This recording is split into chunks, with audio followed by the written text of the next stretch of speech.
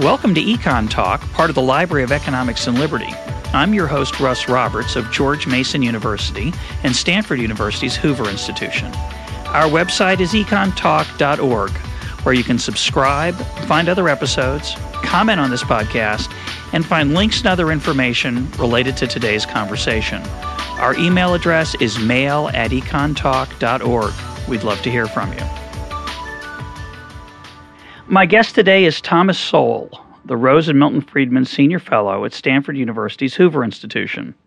He's the author of numerous books, including Basic Economics, Knowledge and Decisions, and A Conflict of Visions. His latest book, and our topic for today, is Economic Facts and Fallacies. Dr. Sowell, welcome to Econ Talk.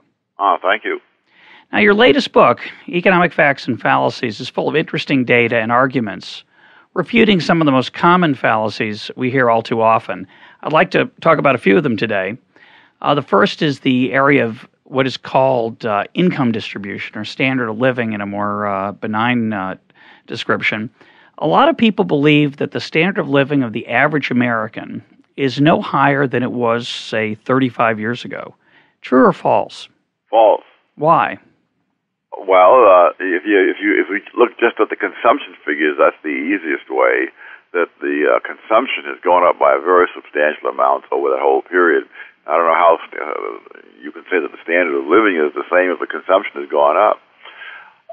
There are a lot of reasons why people are able to claim that the standard of living hasn't gone up. One of the most common is that they use statistics on household incomes. And the problem with that is that households have been declining in size over time. Households also differ from one group to another, from one income bracket to another, and so on. Personally, I find it maddening that people insist on that, on using household statistics, when a household can mean very different numbers of people, whereas individual income always means one person's income.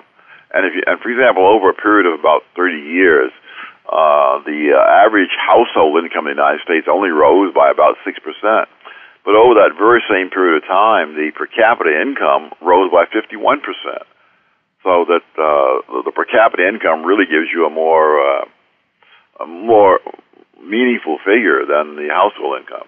Well, one of your themes throughout the book is the failure to compare apples to apples that's often used in these statistical analyses. In the case of the household income, it's not just that, say, people might have fewer children today than they had 30 years ago. It's that the divorce rate rose very steeply in the early 70s, and a lot of single-person households were created.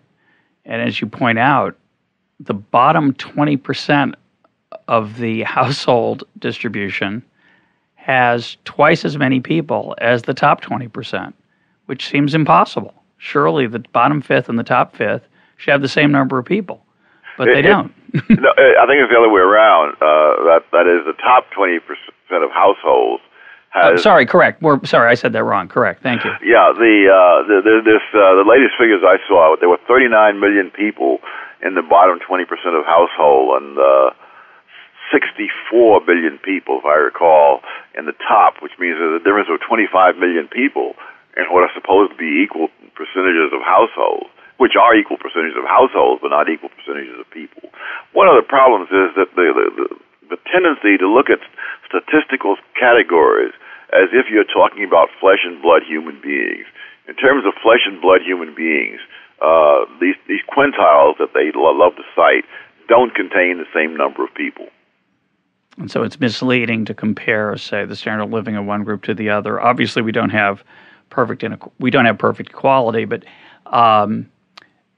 you also talk about the role of prices in that comparison over time and having to deflate nominal income variables. So measured income in one period is higher, but of course there's been inflation. But if inflation's inaccurately measured, you're not going to get an the correct measuring stick. That's right. And the big problem there is that what seems quite reasonable that you would take a list of common commodities and track their prices over time. The problem with that is that as new commodities come online, they're typically extremely expensive at first, And then as time goes on and there's mass production and people learn new technologies, then the price comes down. And so now you only include those commodities after the prices have come down. And so you've never counted them as the prices were coming down. The classic example, I think, would be video cassette recorders, which I think debuted at about $30,000 a piece, and now you can get them for a couple of hundred. Now, the critics of your viewpoint, and it's a viewpoint I share, by the way, that the standard of living is dramatically higher. The critics of that viewpoint often will say the following: well, sure, incomes are higher, people have more consumption, but they struggle to get by, and they just can't seem to make ends meet. And I've actually seen semi-serious people, at least people that get quoted in the newspaper, saying the problem is that our incomes just aren't high enough to meet our needs. So well, listen, I feel like I need a digital Hasselblad, which costs about $30,000, and my income is just not big enough to meet that need without some real sacrifices. The question is whether that means the taxpayer should be forced to buy me a digital Hasselblad or not. I hear this talk about how people can't make ends meet. That's why, for example, there have to be two people working in the same family and so on. Well, it depends upon where the ends are supposed to meet.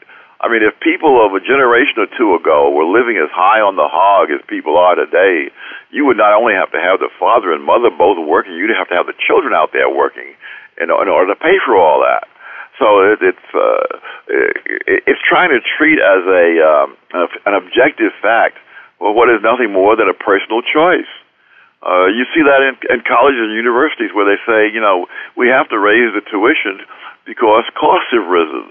Well, by cost, they mean they have chosen to spend more money. Yeah, on dorms or faculty salaries or whatever they happen to choose. The other argument you hear sometimes is that, true, we have more stuff, but that's because we were all in debt. Any truth to that? Not that I know of, because eventually we have to pay off the debts or else people will stop giving us credit. Yeah, they kind of forget about that. And then, of course, now and then people do overextend themselves.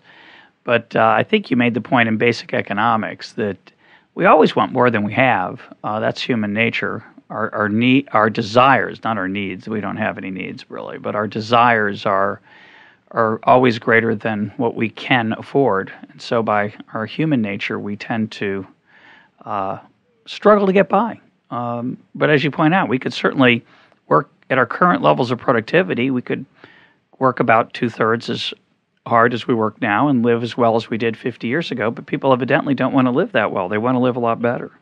That's right. I mean, I find it amazing. I hear complaints about the difficulty of getting pizza delivered in some neighborhoods. And I think, when I was growing up, the very thought that you would have somebody cook your food for you and deliver it to you at home would never have occurred to 90% of the people in the country. Maybe the rich would have caterers or something like that. But it's amazing how long people got by without that particular service.